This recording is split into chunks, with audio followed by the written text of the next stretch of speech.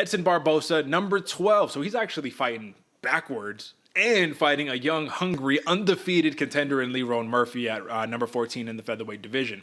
Of course, my disclaimer to all of you guys is that if you look at the numbers below, we're looking at the opening odds for the money line, and then, of course, I will always update you.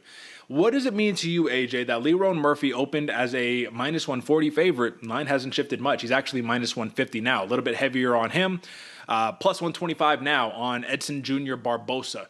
First question, before you answer that one to kind of parlay it together, where's the value at? Ooh, man, I see value all day on Edson Barboza, right? People are looking over him. People are seeing it. I mean, there might be some, if you're a Lerone Murphy bettor right here, there might be some juice in those props, and we can talk about that a little later. But why I think, or I'm not surprised actually to see this kind of line unfold as the opening odds and even growing further as the the fight gets closer, because a lot of people are hyped on Lerone Murphy, man.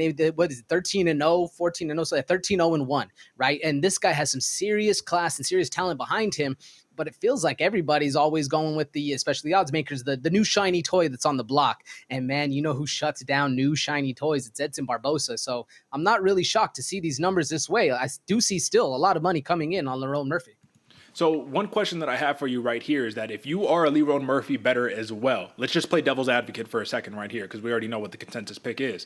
Lerone Murphy at minus 140 being an undefeated prospect who's fighting a dude who's 38 years old, fighting at 145 pounds. If you just look at it based on numbers alone, wouldn't you say that is also tremendous value for an undefeated prospect? Oh, 100%. I mean, you get this. If it wasn't Edson Barboza across the page, right? You're fighting just another fighter somewhere around Lerone Murphy's talent level, at least where people perceive him to be right now. He's going to be a minus 400, minus 500 favorite. So this is absolutely one of the best, especially if he wins. This is one of the best odds you're going to see Lerone Murphy in a long time. And I think so too, until you start breaking down the context of the fight. And that's what I'm excited to talk about here today. So let's talk about the last 10 right here. For Lerone Murphy, clearly undefeated. He does have a draw against Zubaira Tukhugov, right? So you got to take that into consideration. He's that's the 10-fight unbeaten streak, not an undefeated streak. I guess a little bit different. Edson Barboza, on the other hand, man, listen, it hasn't been the prettiest thing. 5-5 in his last 10 right here. So you're on an even split. He's on a 2-fight win streak right now, especially with that comeback victory against Sadiq Youssef. It just goes to show he still has some more in the gas tank.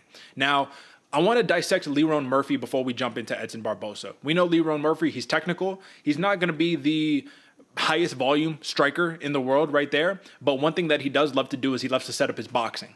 If you put yourself in boxing range against Edson Barboza, one thing you're leaving yourself vulnerable to is the massive power of Edson Barboza and still leaving yourself within that kick range as well, which we know Barboza just did it to Youssef, man. If he lands the big one, it's real issues right here. So what's the path to victory for Lerone Murphy, given that he's so definitive in terms of his boxing approach? Man, what I think Lerone Murphy's going to do, and you're right, Derek, the boxing is very crisp. It's technical. I love the fast hands that Lerone Murphy sets, especially with the traps. But if you're going to go in there and play that game with Barboza, you're looking to get lumped up. We've seen how durable he is. So honestly, man, I'm expecting Lerone Murphy to try and fight on the front foot, be the bully, and try to get this fight, if not to the ground, but up against the cage, control and dominate, and not let the distance be provided to give that power that Edson Barboza has, right? Maintain that. Control him a little bit, be the bully, beat him up. Let's see if he can be the hammer in this one, man, because if not, he doesn't really do the best at being the nail. That is a big point right there. Really quickly, let's bring up this big screen to just assess some of these numbers right here. So the biggest thing that I wanted to take a look at is that Edson Barboza, higher volume for his significant strikes right here. More important, let's take a look at that takedown average, right? So you say Lerone Murphy is not the greatest at being the nail, which I do agree. He kind of has a body language that I don't really enjoy. He gets knocked around the cage a little bit, right? And it just kind of makes it look more dramatic than it is. You get hit by a big Barboza shot and you go flying across the cage. People are like, oh, that scored big, even if it didn't. How much do you think he relies on wrestling right here? Because I see a clear path to victory for Lerone Murphy that does not involve boxing and is try to wrestle Edson Barboza, tire out those arms, tire out those legs, and then try to drag him into the deep waters. Only problem is I don't trust Lerone Murphy in deep waters yet. What do you think about that? Yet, Derek. Yeah, no, I'm with you. That's what I think is going to happen in this one, especially. It's a 5-round fight, so you're going to want to get Edson Barboza tired. You're going to want to get that lactic acid built up a little bit and nullify that danger that he presents, right? And if Lerone Murphy, I see it all day long, man, shoot a takedown. That's one of the first notes I wrote. Expect him to shoot the takedown because that seems to be the clearest path to victory right here.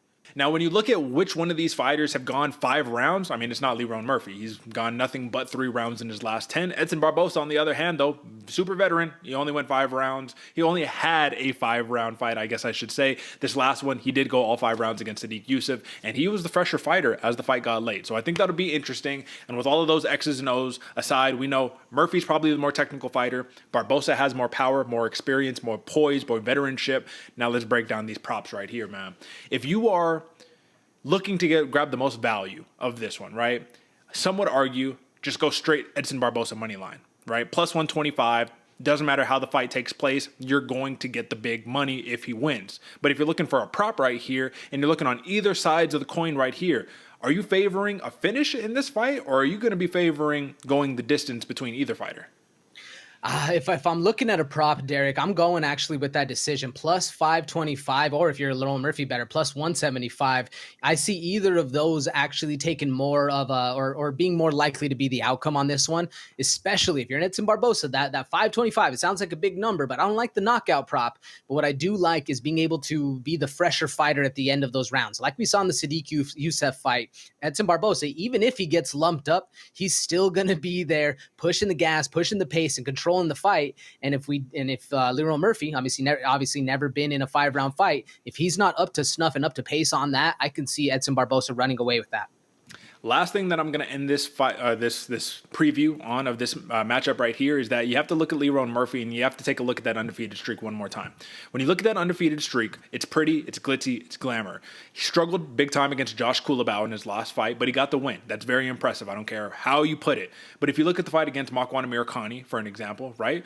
He was struggling. He was struggling against Makwan Amirkhani, right? I think Makwan might have even run that first round right there. And I mean, Makwan definitely on a downside of his career right there. If you look at Douglas Silva de Andrade, who's kind of getting knocked around by him, he was able to go ahead and get a decision victory over him as well. You just have to look at the resume. I don't see anybody on this list of fighters that Lerone Murphy has built this 10-fight win streak to compare against Sadiq Yusuff, Billy Quarantillo, Bryce Mitchell, Giga Chikadze, Shane Burgos, Dan Ige, Paul Felder, Justin Gaethje, Dan Hooker. The list that I just named right there for Edson Barboza, it's pretty spectacular. So with all of that being said right here, I got one more bet that I think is going to be the actual cake. This is something that I should have made a prop lock, but you can't have multiple prop locks. That's at least not how we do it here. Folks, I'm going to give you the buzzer. I'm going to give you the slammer right here. We're going over 3.5 rounds, minus 165. Tremendous value. I am throwing a lot of money on that one because I do believe that we are going to go late on this fight right here. I don't think Lerone Murphy has the finishing capacity over Edson Barboza, and I don't think Edson Barboza is going to get an early finish in my opinion. So that's what I got on that one. AJ, any last words on this? I like it, Derek. I like it. If that plus 525 scares you, if it's a little too big, I love that. What was it, over 3.5? 3.5 rounds over is minus 165. Cash. There we go right there. Come on, cash. All right, folks, that is your main event. Consensus pick, Bloody Water Podcast. It is Edson Jr. Barboza.